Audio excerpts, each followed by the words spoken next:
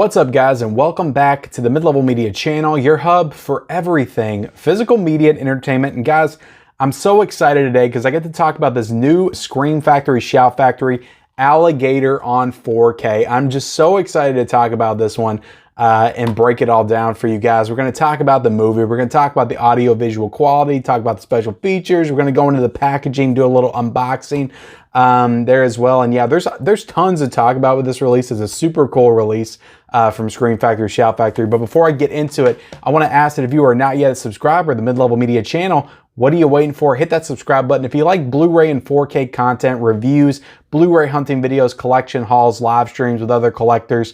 I do a physical media rundown every single Monday, letting you all know what's coming out in the weeks to come. If you like that kind of stuff, definitely hit the subscribe button. Also, be sure to like this video, guys, and comment down below. Have you seen Alligator? Is this one of your all-time favorite creature feature movies? Let me know in that comment section below, and also let me know if you're going to pick this up. I will be leaving the link for purchase in the description, so if you decide to pick it up based on my recommendation today, you can go ahead and do so. And yeah, we're going to break this sucker down. I'm going to give it an overall score for the Scream Factory release, and then I'm going to tell you whether or not I recommend this one to you guys. But yeah, this movie Alligator came out in 1980. It's directed by Louis Teague, who I'm not too familiar with his filmography and his work as a director. I know he directed Cujo, which is a very famous Stephen King adaptation, and he also directed the sequel to Romancing the Stone, which was directed by Robert Zemeckis, The Jewel of the Nile, which I think still starred Michael Douglas and Kathleen Turner. So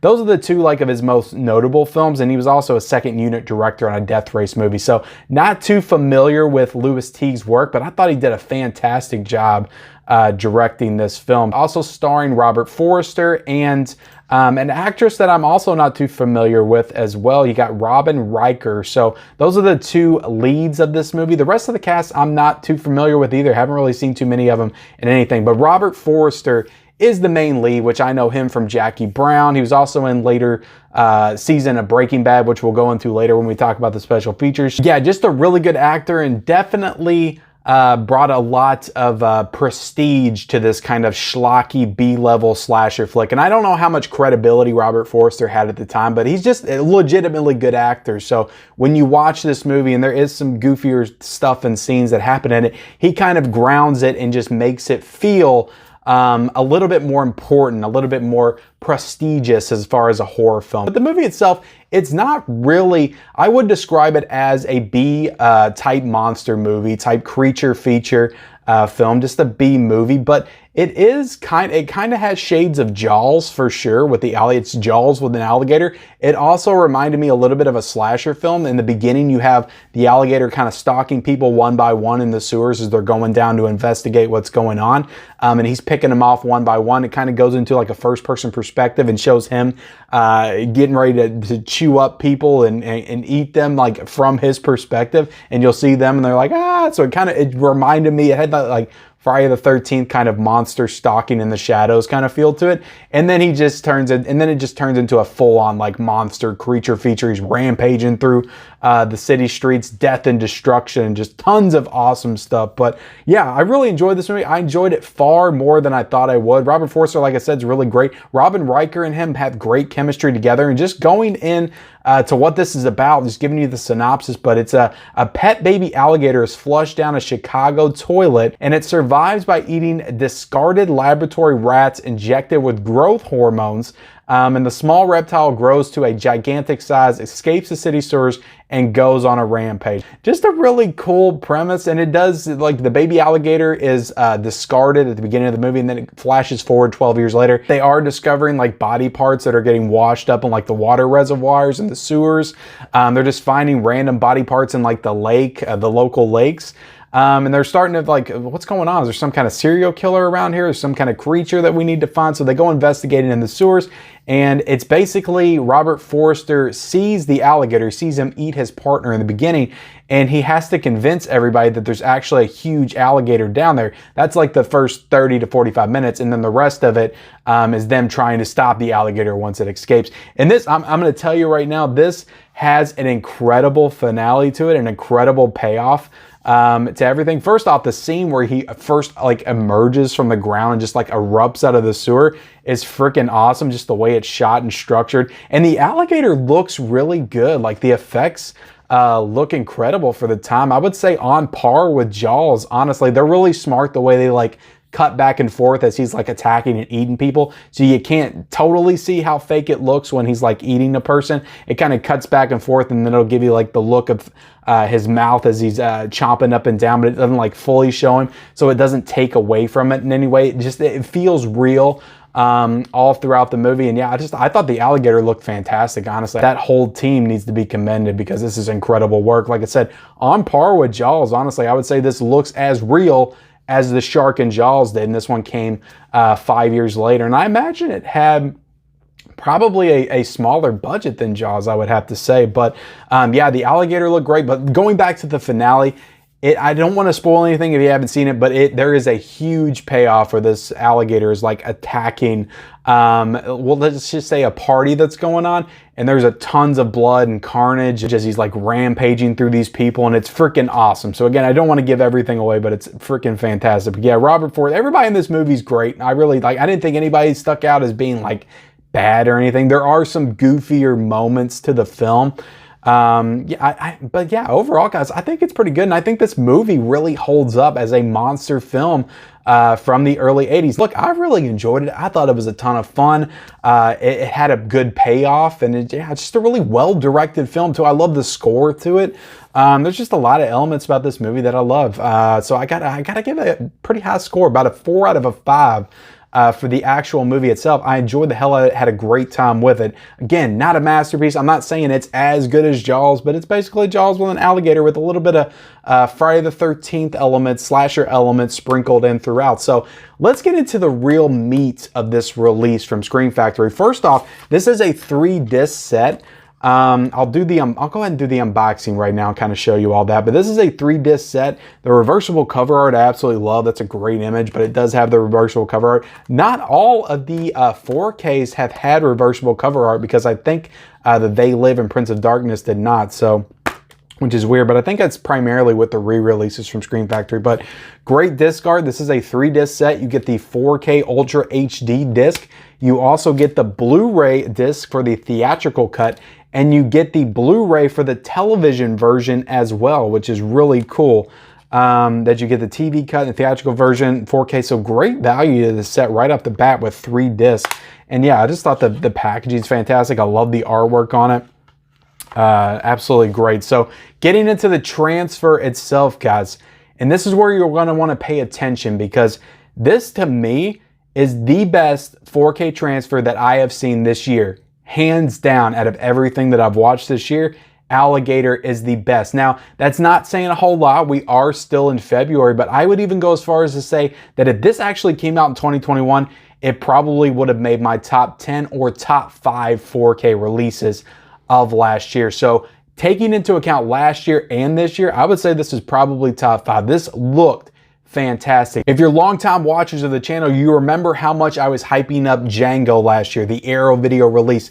I would say this is on par with that release. It's just an incredible transfer. It looks fantastic. It does have HDR. It does have Dolby Vision. It is a native 4K transfer and is presented in HDR10. So looks absolutely phenomenal. Such incredible detail. Like I said, the alligator looks fantastic. I know that they probably utilized a real alligator in some of the sequences, but some of these close-ups, in particular when he busts out of that sewer, that whole scene looks great. Just some of the detail and just his face and body, it looks fantastic. The facial detail looks great. The backgrounds look fantastic. There's like a bunch of scenes like in the dark down by the sewers and stuff. All those scenes look great. Just all the colors pop in the HDR. There's tons of blood and gore in this with him, you know, eating people. There's even a sequence where the blood's just kind of flooding out into the streets because he's just killing so many people. And it's just such a bright, vibrant red. And it just looks great with this HDR. And yeah, there's just tons of colors and backgrounds, and there's lush greens and stuff where they're in the forest and the swamp territory. And yeah, I just thought this was a great transfer, guys. It gets a little spotty when they do some of the there's an overhead shot that shows the alligator kind of scurrying through the streets. That kind of looked a tad too grainy. But overall, guys, this looked fantastic. And I would say overall throughout the movie, the grain structure is really solid and it is not heavy at all. I know with some of these 4K transfers, some people have the complaint that it is a little bit too grainy. I usually don't mind it, but I will say with this one, it is very clean and crisp. And the grain you do notice, but I think it adds to it more than it takes away from it. I cannot speak highly enough about this 4K transfer. It just looks phenomenal. Screen Factory did a phenomenal job with this one. I would even go as far as to say some of the Halloween 4Ks looked great. In particular, Halloween 2 and 3 and 4 all looked fantastic. I think this is the best Screen Factory 4K they've ever done. I think hands down it's the best for me. So getting into the audio, guys, this is a DTS HD Master Audio 2.0. I'm just listening to this on a soundbar, so I don't have all of the surround sound capabilities. Everything sounded good to me. Good sound. Like I said, I love the score in this, but I imagine it probably sounds even better when you have that set up. Getting into the special features, guys, this is another point where this release truly shines because you have Mr. Bryan Cranston himself, Walter White, give a 25-minute long interview because this was his first film that he ever worked on, but he did not act in this movie. He was a production assistant. So he helped out on set with some of the alligator movements, the scene where they blow the alligator up in the end. He helped out with all of those scenes in the movie, and he gives a 25-minute long interview talking about this movie and how much it meant to him in his career. And he also goes into talking about Robert Forster, who's no longer with us, RIP Robert Forster. I think he passed away a couple of years ago. But it's a very emotional interview where he kind of goes into his relationship with him and how Robert Forster really kind of inspired him and was very influential and getting his career up and running. So just a really cool interview because he goes into, how much it meant to him, his interactions with Robert Forster, who was a big star at the time. And then all of those years later, 33 years later, I think, Robert Forster was in Breaking Bad. He starred alongside Breaking Bad. I think he was in the second to last episode. He's the guy that helps Walt hide away after the shit hits the fan in Ozymandias. But he helps Walt hide away. And yeah, he kind of talks about that and how he was like, look, we worked together before. We worked together on that movie Alligator. And Robert Forster, of course, didn't remember because why would he remember, a production assistant at the time? But he kind of talks about how he told Robert Forster how much that meant to him and stuff. And just how great of a guy he was. And you could tell he was getting choked up and teary-eyed. And I thought that was a fantastic interview by Bryan Cranston. It's easily the best interview I've ever seen, maybe at any release, but in any Scream Factory release. Sometimes with the Scream Factory interviews, sometimes with any of the interviews, to be honest, you get the impression that some of these bigger actors, they get to come back, don't necessarily want to be there. They're just kind of reading off a script. Everything felt so genuine coming from Bryan Cranston. Everything felt like it was from the heart. And I just loved it. I thought it was such a great interview. You also have one with Robin Riker, the actress of the film, which is also a great interview. Would have been an awesome interview in its own right, but in comparison to Bryan Cranston, who she had to follow, it was definitely not as good. But it was a cool interview. She kind of talked about how cool it was that she was kind of like the Hooper of this, like the Richard Dreyfuss, how he was in Jaws, but she was like that in Alligator because she was the alligator expert in this movie. So that was pretty cool. And you also get a new interview with special effects artist Robert Short. You get an interview with Louis Teague himself, the director, which is actually pretty awesome too. And he goes into the reasons why he didn't direct the follow-up Alligator 2, which is actually pretty entertaining just hearing him talk about that. But yeah, very insightful interview talking about the production and the directing of this movie.